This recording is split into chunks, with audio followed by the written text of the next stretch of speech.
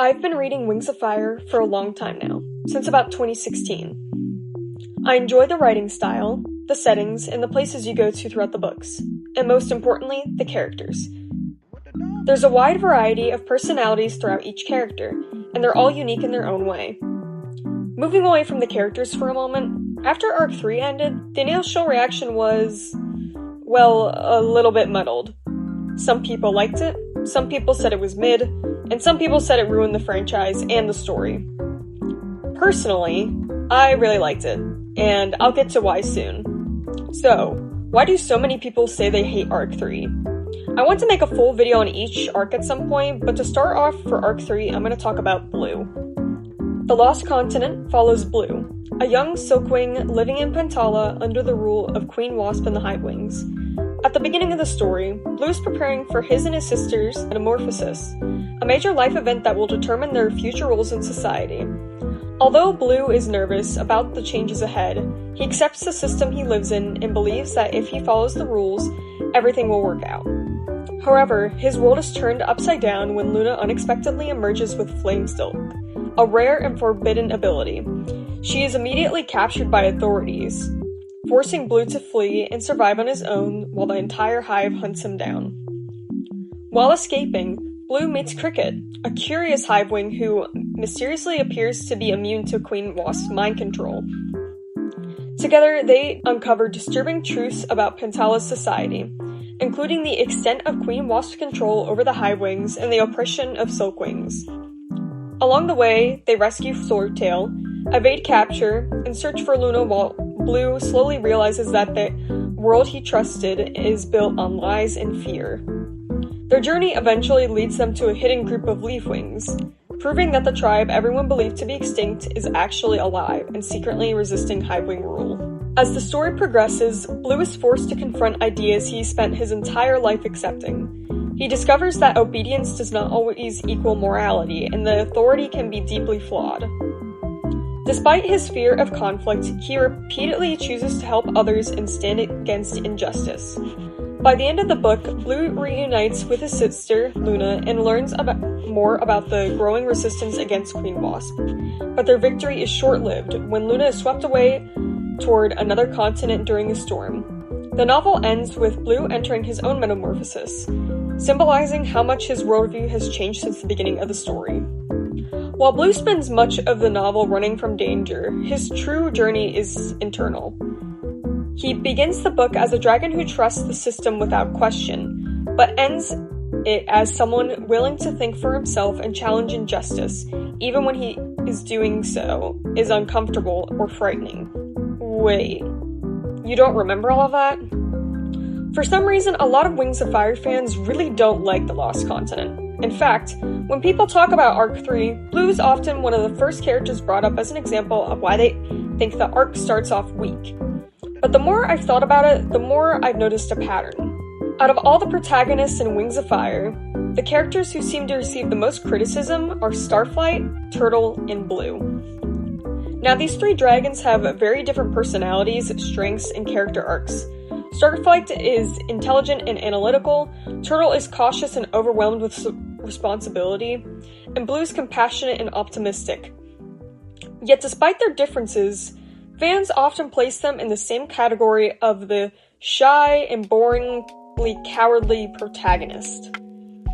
They're frequently criticized for being passive, physically weaker than their peers, or not taking charge of the story in the same way that characters like Glory, Peril, or Sundew. Turtle is usually the exception for people to point out because he has animus magic and he fights his sister off and blah blah blah. He's somewhat strong, you know. The thing is, all of these characters undergo significant growth. They become more confident, more capable, and more willing to stand up for what they believe in. Yet out of all of them, Blue's development seems to be recognized the least.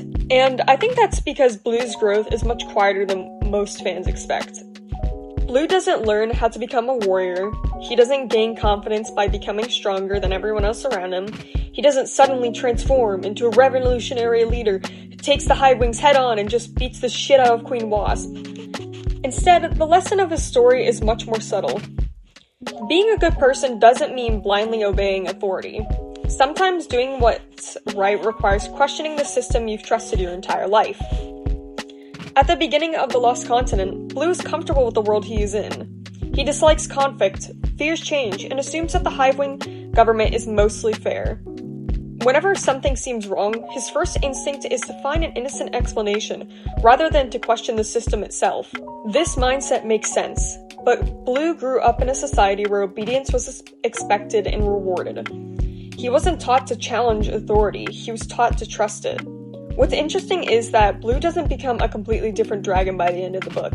He doesn't turn into someone like Sundew, who confronts injustice head-on, or Luna, who openly rebels it. Instead, Blue remains exactly what he always was, kind, empathic, and compassionate. The difference is that he learns those qualities don't require obedience. He learns that being kind doesn't mean staying silent. He learns that following orders isn't always the same thing as doing what's right.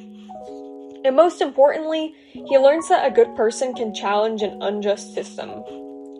His conversation with Admiral near the end of the book really captures this perfectly. Blue argues that there are more responsibilities, more important than simply following the Queen's orders.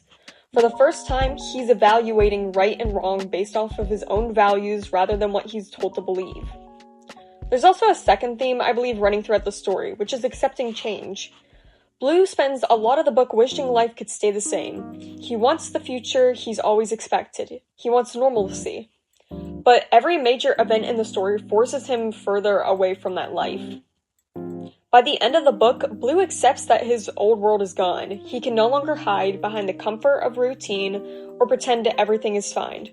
He has to make choices for himself. And that's what his character arc is really about. Not becoming stronger, not becoming tougher, not becoming a hero in the traditional sense.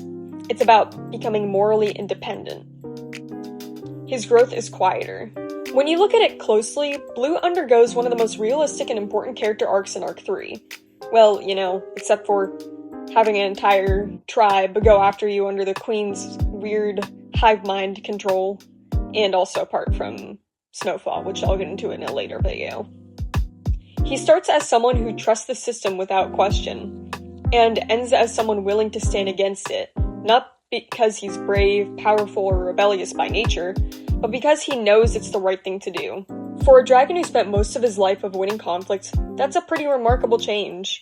Anyway, that's the end of my first long-form video essay. I had a lot of fun writing this out and exploring more info when it comes to Wings of Fire's ideas and books. I love all of them, and I plan on writing more in the future.